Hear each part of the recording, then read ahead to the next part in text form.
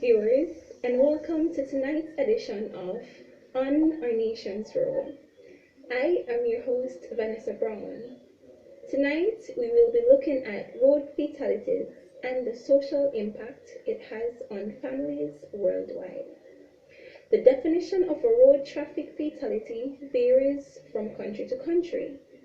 In the United States, the definition used in the Fatality Analysis Reporting System (FARS) run by the National Highway Traffic Safety Administration (NHTSA) is a person who dies within 30 days of a crash on a U.S. road involving a vehicle with an engine, the death being the result of that crash. Road fatalities are becoming a global health crisis and as of such requires comprehensive measures to prevent them, including a better understanding of the social impacts of road-related deaths and injuries. It is important to turn our eyes on the impacts of road crashes at the household level. The impact on a family in losing a loved one is enormous, both in terms of emotional trauma and/or loss of income or caused disability, especially when many poor countries do not have strong enough safety nets for victims of road crashes. The impact of road crashes is less understood, and the lack of strong data or evidence on these is a challenge in many countries. If a member of a family is involved in a road crash, what kind of challenges are most likely to occur in that particular family? If the head of the household or breadwinner is killed or severely injured, the impact to that household can be devastating. There are scarcely plausible surveys that shows the effects of road crashes on households because it is presumably difficult to trace victims of road crashes. In this context, it is worth highlighting the results of a survey on the situation in 2015 by the World Health Organization. The results clearly show the impacts of road crashes on household income, unemployment, home ownership, divorce rates, and income gaps for surviving victims of road crashes. Here are some of the highlights. A large number of people lose their jobs after traffic crashes. 70.7% of the disabled and 27.6% of the non-disabled victims of road crashes experienced job losses after a traffic incident. Furthermore, 67.9% of the disabled and 24% of the non-disabled who lost their jobs remained unemployed for long periods of time. It takes longer for victims of road crashes to find jobs. After they finally leave the hospital, the length of time for job searching for disabled and non-disabled people in 38 months and 19.8 months respectively, compared to the average of 2.8 months for people not involved in road crashes. There are huge income gaps between victims of traffic crashes and non-victims. It is very hard for victims of road crashes to get well-paying jobs.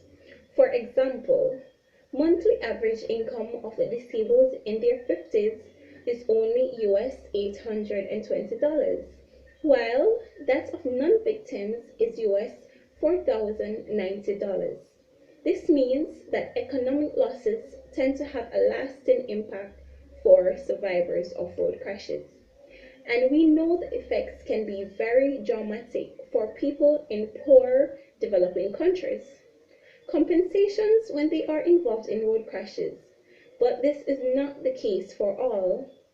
If wrongdoers have no or insufficient insurance, the economic losses for victims become much more severe. According to some statistics in South Korea, 3% of drivers involved in a traffic crash has no insurance, while 1.5% of those incidents involve hit-and-run vehicles. Studies by the World Health Organization. So how do victims respond to the economic losses? Surveys result from the Global Housing Indicators.org, Buying or Renting Home Ownership Trends Around the World, published on the 23rd of October 2014, shows that almost half, 49.5%, of the disabled changed from an owned home into a rental home.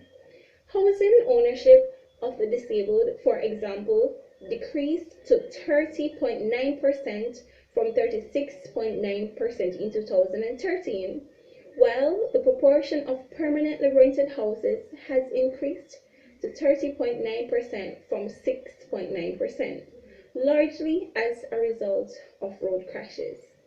Traffic crashes can also break up a family. Research done by the Let the World Change You Child Family Health International Agency, also in 2015, shows that almost 37% of the disabled have experienced divorces or separations after a traffic crash. This is compared to a 5% divorce rate for non-victims of road crashes.